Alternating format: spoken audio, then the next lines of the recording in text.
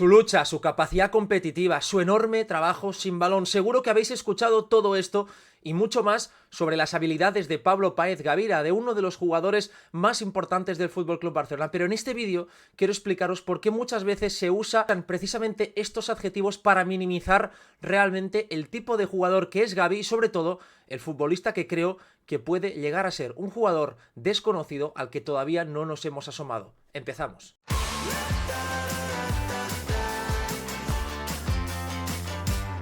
¿Qué tal? Y bienvenidos a un nuevo vídeo. Por fin estoy en mi setup habitual. Después de viajar a ver el Mallorca, os tengo que decir que mi porcentaje de acierto de victorias del Barça es pleno cuando viajo con el equipo. 3 partidos seguidos en el último año, 3 victorias del equipo azulgrana ante Betis, Atlético de Madrid y Mallorca. Así que me apunto para ir a alguno de Champions a ver si puede seguir sonando la flauta. Tenía muchas ganas de hacer este vídeo porque aprovechando el regreso de Gavi a los terrenos de juego, que es sin duda una de las mejores noticias a nivel deportivo de toda la temporada, tenía ganas de hablar de este futbolista, porque creo que se es muchas veces injusto con la apreciación que se tiene de Gavi.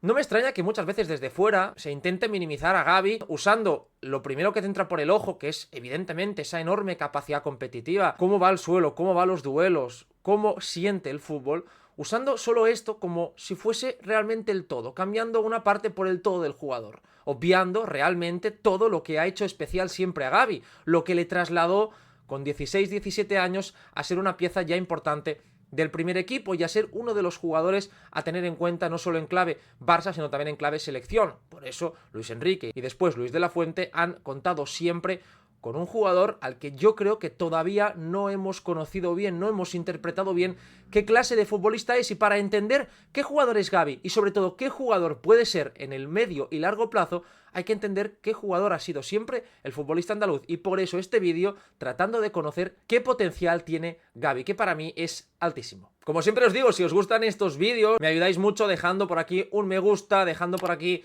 un comentario, porque este mes de noviembre ha sido el mes más flojo del canal en YouTube. No es una cuestión de este canal, sino una cuestión global de todo YouTube, que ha hecho que los vídeos de fútbol pues salgan menos y por tanto haya menos visitas en el canal. Así que cualquier ayuda, evidentemente, si os gusta este contenido, es bienvenida para que esto siga creciendo. Como os digo siempre, os leo en los comentarios. Sabéis que sois una parte no muy importante, sino vital de este canal, porque lo que más me gusta de los vídeos es después debatir y leer vuestras opiniones.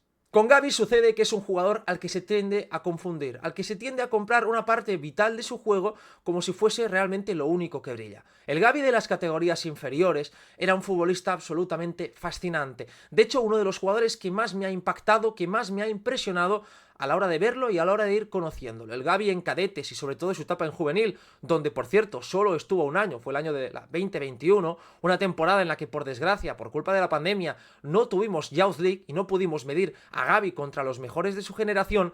Era un centrocampista espectacular, un jugador completísimo, capacitado para dominar los partidos, para romperlos, para marcar o asistir, para defender y sacar el balón. Un jugador que era realmente un todo en uno, muy superior a la media, muy superior al resto de compañeros. Un futbolista que por eso, después de esa temporada espectacular en el Juvenil A, va directamente a la pretemporada con el primer equipo, y de ahí, después de jugar con Ronald Koeman algunos amistosos, ya no lo mueve absolutamente nadie. ¿Qué tipo de jugador se encuentra el Barça cuando Gavi emerge en el primer equipo? Cuando un canterano sube con el primer equipo, lo primero que tiene que hacer es detectar en qué puede impactar para tener minutos. ¿Dónde está el espacio para que él pueda jugar? Al final no se trata de que el equipo se adapte a ti, como cuando eres ya una estrella o un jugador contrastado, sino de que tus virtudes, aquellas que han hecho que el entrenador te dé una oportunidad para ir a entrenar, tengan realmente un impacto en el primer equipo. Y muchas veces el canterano aparece haciendo cosas que normalmente no solía hacer, bien por necesidades colectivas o bien porque es la única forma que puede tener para jugar. Con Gavi sucedía que era un futbolista tremendamente competitivo, fuerte en los duelos pese a su estatura. Engañaba mucho ver a un jugador menudo, ver a un jugador tímido que apenas hablaba, convertirse en un auténtico espartano en el terreno de juego. Un centrocampista que pese a su estatura ganaba muchísimos duelos aéreos, saltaba como casi nadie y a pesar de no ser ni el más rápido ni tampoco el más alto, llegaba donde otros no lo hacían. Su mejor virtud era estar en todos los sitios siempre que el equipo lo necesitaba, convirtiéndose así en el primer defensor y a veces hasta en el único, en los momentos en los que el Barça era un equipo más débil. Su primera temporada en la élite se da a caballo entre lo que quería Koeman y lo que empieza a hacer Xavi. Un Barça debilitado, con pocos con pocos recursos ofensivos, sobre todo en el primer tramo de la temporada, por lo que Gavi muchas veces tuvo que hacer muchas cosas. Xavi recoge a un jugador distinto. Entiende que tiene entre sus manos a una joya, pero que tiene muchísimo camino por recorrer. Gavi es un jugador impetuoso, es un futbolista desordenado, caótico. Jugador que quiere hacerlo absolutamente todo y por ello muchas veces termina no haciendo todo lo que puede. Porque cuando recoges a un futbolista que tiene tantas condiciones, uno tiene que ir descubriendo qué es capaz de hacer y cómo canalizar toda esa energía en algo positivo para el equipo. Y Xavi decide hacerlo primero usándolo más arriba. Para empezar a entender que Gavi se encuentra Xavi, tenemos que ir a ver el radar, como siempre, de Hadel Statsbomb de la primera temporada de Gavi en la élite, que es con 17 años, para que nos demos cuenta de qué tenía el Barça entre manos en aquellos momentos. Vamos allá. Ya podemos ver el radar de Gavi en su primera temporada, la temporada 21-22 que juega en el primer equipo, termina jugando muchísimos minutos, siendo un jugador muy importante. Y fijaos aquí el radar, que es bastante interesante, y los percentiles en esa banda derecha para que veáis qué posición ocupa respecto a la mayoría de centrocampistas de las 5 grandes ligas. Veréis que sobre todo un jugador que a la hora de presionar, de los que más presiones hacía, casi 30 por encuentro, además ganaba más de 3 faltas, era un futbolista que ya descubrimos desde sus primeros pasos en el fútbol profesional que una de sus grandes virtudes, que ya habíamos detectado en etapas inferiores, era que usaba muy bien el cuerpo, esa capacidad para usar ese cuerpo pequeño y menudo como un arma arrojadiza, para ganar duelos, para ganar faltas y por lo tanto para escapar de las presiones, y además regateaba mucho, casi 1,4 regates por partido, uno de los centrocampistas más regateadores de las 5 grandes ligas. A nivel defensivo era agresivo, más de 4,5 entradas e intercepciones por cada 90 minutos, un valor muy importante para él, y además bajo presión se movía bien, con un 84% de acierto en el pase. Era un futbolista, por lo tanto, que brillaba en distintos apartados. Podías ver en él a un jugador defensivamente contundente, capacitado para ejercer esa primera presión, pero también para salvar situaciones de gol. Por lo tanto, ya te planteaba un dilema. ¿Dónde usar a Gavi? ¿Arriba para presionar o abajo para solventar situaciones de máximo riesgo? Eso fue lo primero que torturó a Xavi, lo que empujó a Leganense a mover a Gavi dependiendo del contexto. Lo vimos de interior, lo vimos de falso extremo, lo veíamos en distintas posiciones y alturas dependiendo del rival. Incluso recuerdo un partido en Pamplona, en el primer año de Xavi, cuando termina de llegar, que lo usa prácticamente de lateral, en un interior muy bajo y muy abierto, para ganar los duelos directos que planteaba Osasuna de Yago Barrasate y para ser ese primer ganador para que el Barça no sufriese el asedio. Realmente era algo contracultural, porque estaba usando a un canterano, en vez de cuidarlo y darle un contexto favorable, lo lanzaba a los leones para que fuese él quien solventase papeletas que están reservadas para los veteranos. Esto ya nos indicaba el primer gran valor de Gavi, su enorme compromiso y su liderazgo nato. En su segunda temporada, este es el radar que nos vemos de Gavi. Un Gavi que juega todavía más minutos, que es todavía, si cabe, más importante, y que termina siendo la pieza que ordena todo. El Barça tiene un arranque complicado en Liga. El Barça se desploma en el Santiago Bernabéu, donde cae 3-1, y además pierde la Champions ante el Inter en una semana fatídica, perdiendo en el Giuseppe Meazza 1-0 y empatando 3-3 en el Camp Nou, lo que certificaba prácticamente la eliminación del conjunto azulgrana de la Champions League por segundo año consecutivo en la fase de grupos.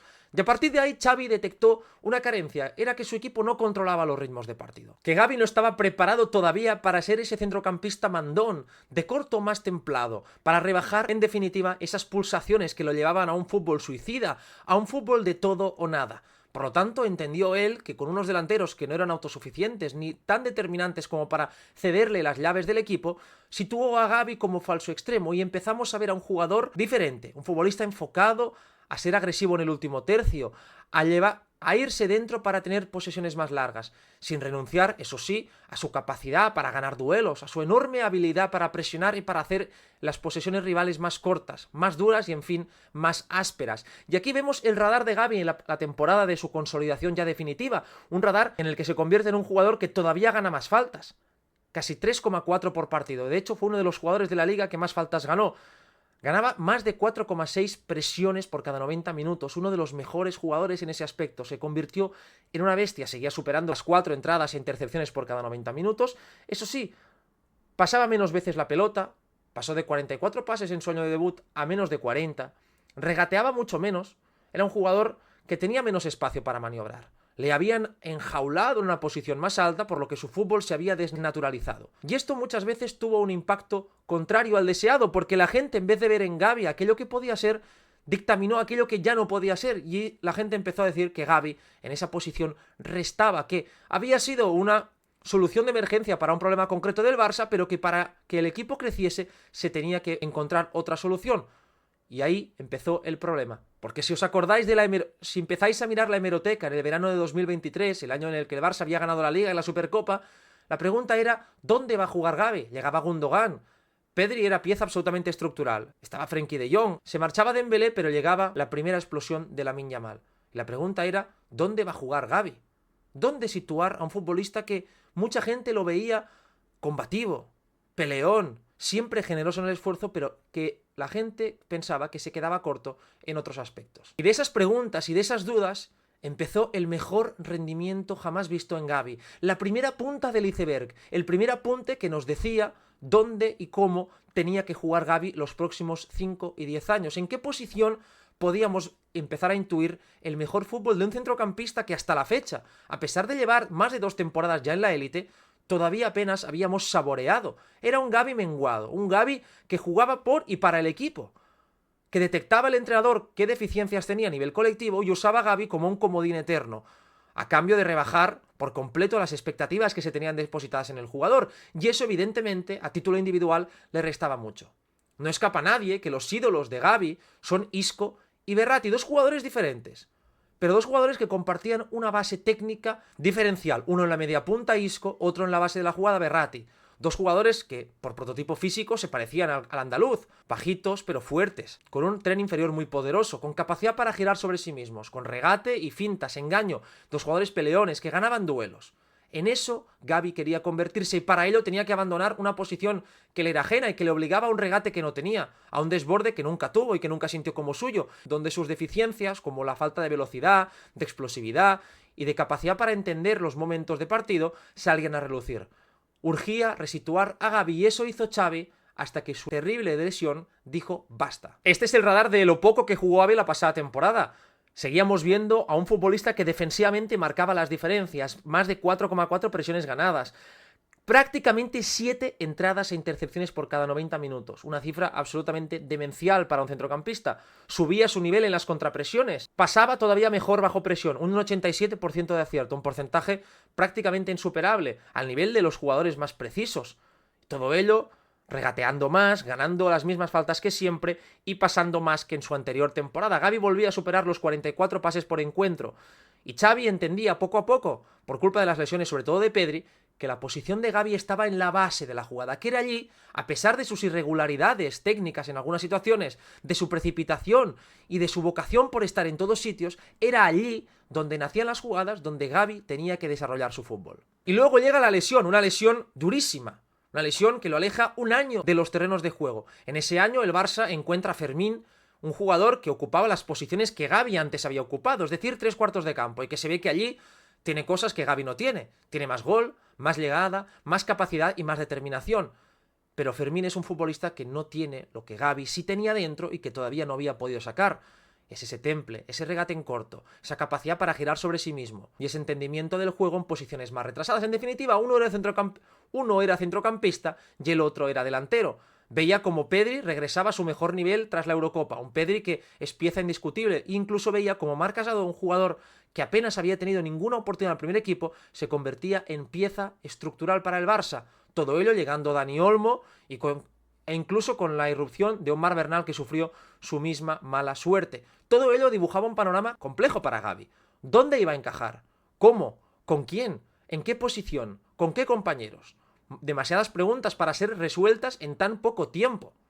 Eso es evidente. El Barça no podía resolver toda esa cantidad de información sin antes testar primero cómo estaba Gavi. La respuesta es que Gavi ha regresado muy bien de la lesión.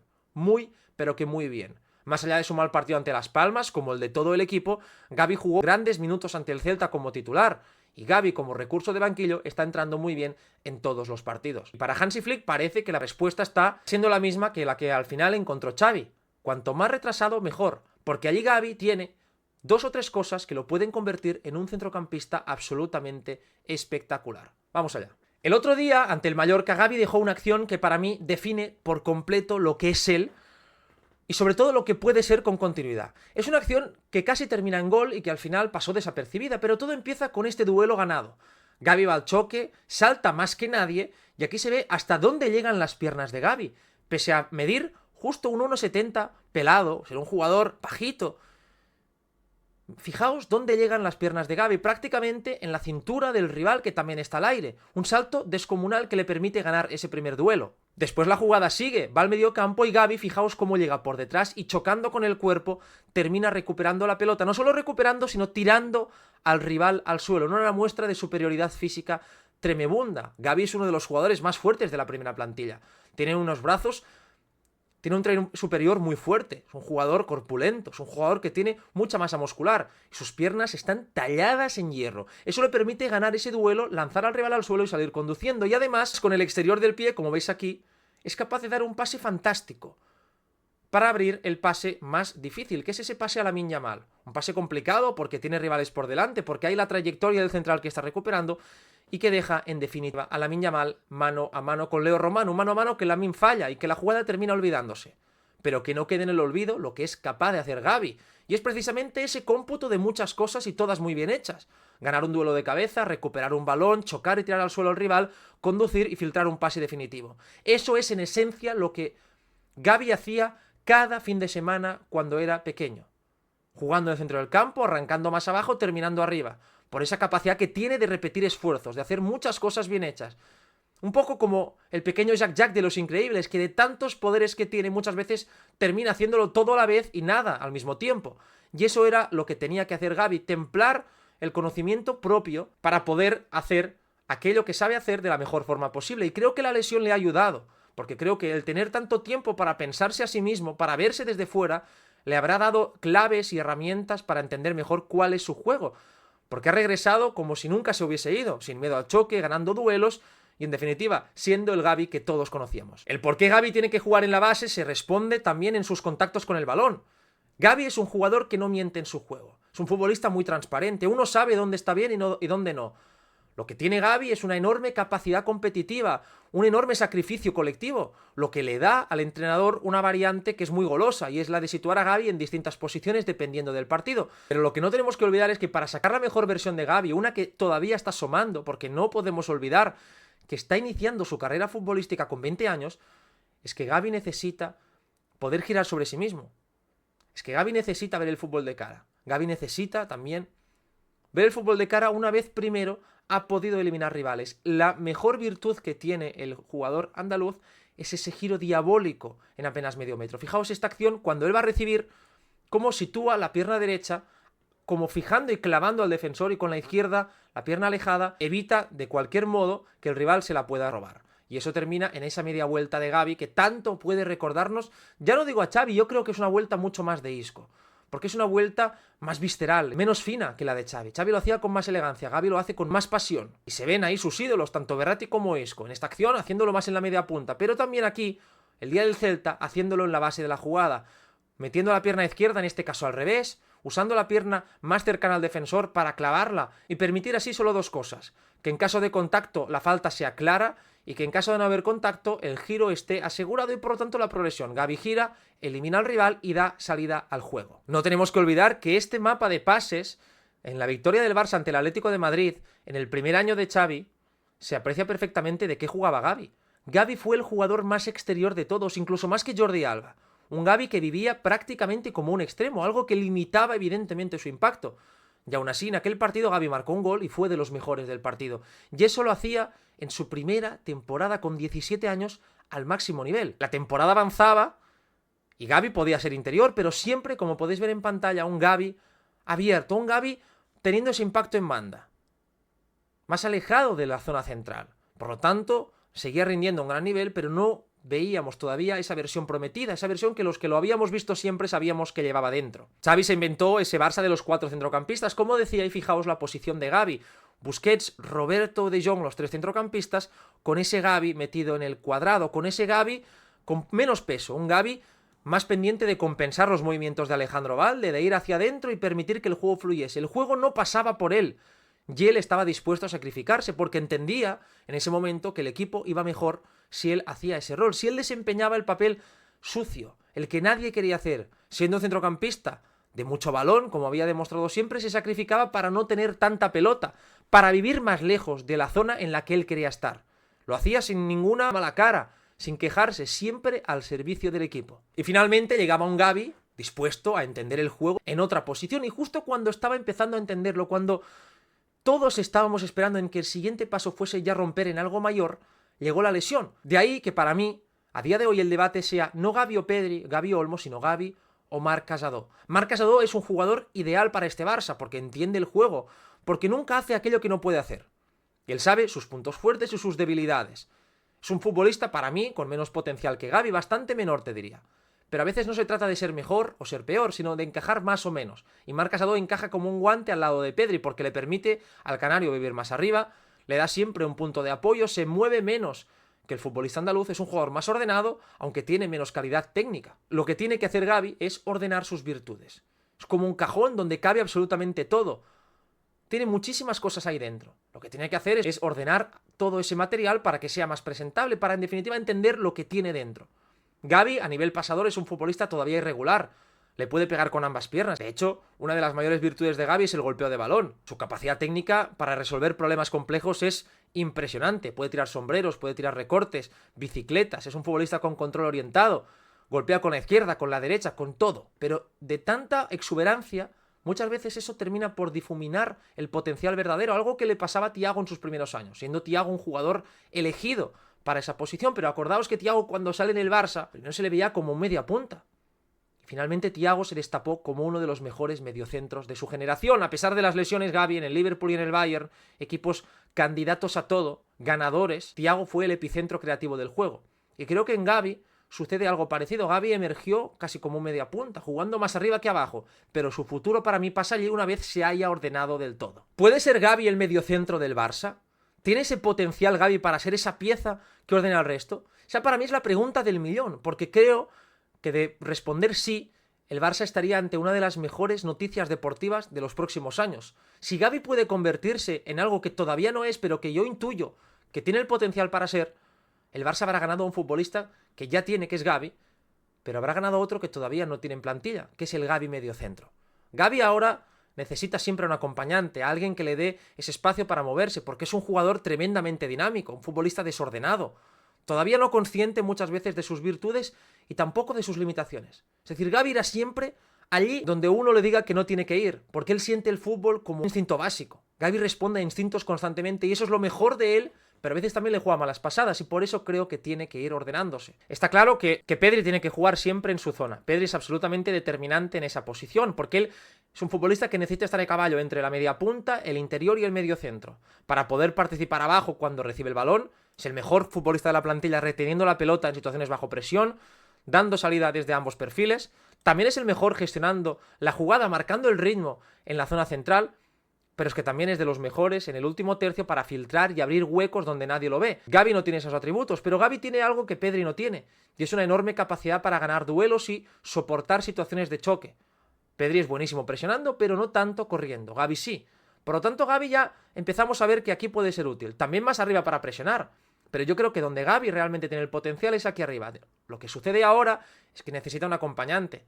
Porque Gavi muchas veces es un jugador que va a moverse, que va a llegar a otras zonas, que va por lo tanto a fluir por el campo.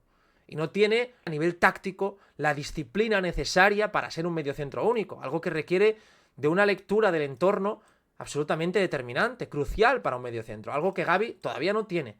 Pero yo, si fuese Flick, trabajaría para ir desarrollando poco a poco algo que yo intuyo que Gavi tiene dentro. Porque el Gavi de la fútbol base es un jugador que partía siempre desde el interior izquierdo.